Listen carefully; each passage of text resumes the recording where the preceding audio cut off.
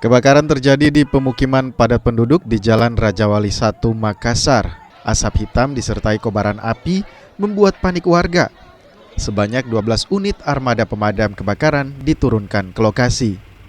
Titik api yang berada di gang sempit hingga petugas harus menarik 5 selang sepanjang 100 meter. Setelah berjibaku selama setengah jam, api baru dapat dipadamkan. Akibat kebakaran, 3 rumah warga hangus terbakar, sementara penyebab kebakaran masih dalam penyelidikan polisi. Informasi dari teman-teman di lapangan itu ada 2 rumah, 1 berdampak. Jadi tadi itu informasi masuk ke kami ke sekitar jam 9.30.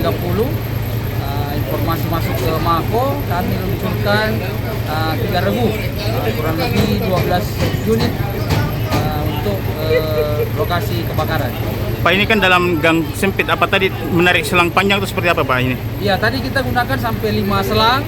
5 selang kami gunakan untuk menjangkau lokasi TKK-nya. Berarti tarik selang panjang ya Pak? Ya. Berapa meter tadi itu kira-kira Pak? Kira-kira tadi itu ya sekitar 100 meter sampai 150 meter. Itu untuk pemadaman berapa lama Pak dibutuhkan? Tadi kami butuhkan itu sekitar setengah jam sampai api kami dapat kuasai. Setelah itu